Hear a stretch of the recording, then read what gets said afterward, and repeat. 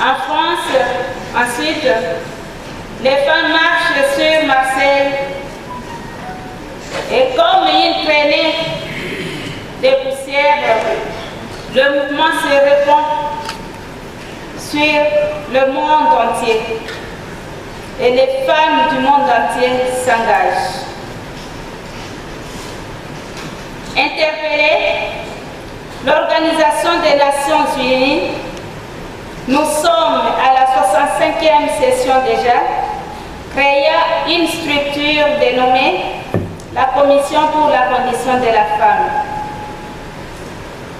Référence faite à la résolution 1325 des Nations Unies, cette structure est un cadre privilégié pour les rencontres des femmes de tous les pays membres des Nations Unies pour réfléchir, échanger des expériences et concevoir des stratégies afin de sortir la femme du bourbier naturel.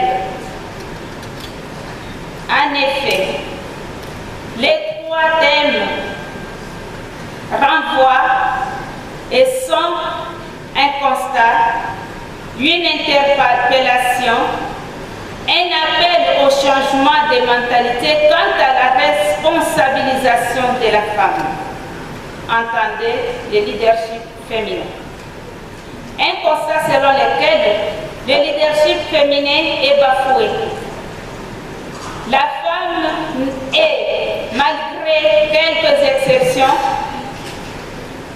et quelques exploits aussi cités, je n'y reviens pas, utilisée, affectée, voire soumise tout naturellement à tout ce qui est accessoire, superficiel. Ainsi, on la trouve très souvent dans des postes tels que adjointe, vice, secrétaire, assistante, intendante, protocole, presque porte-mallette, pas assez de postes de responsabilité ou de prise de décision.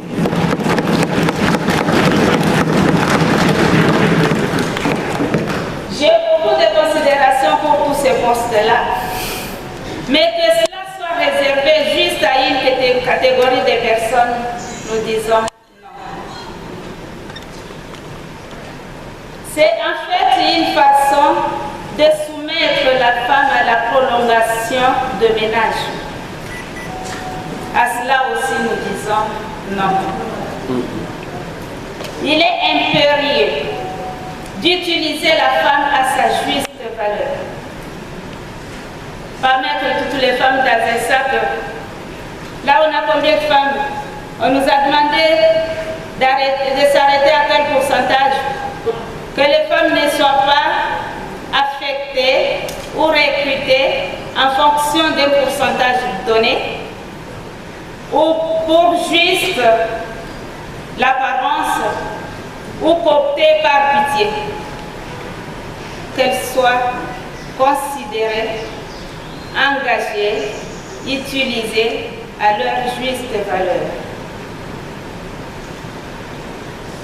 Notre thème interpelle également quant à la responsabilisation de la femme dans les combats pour l'éradication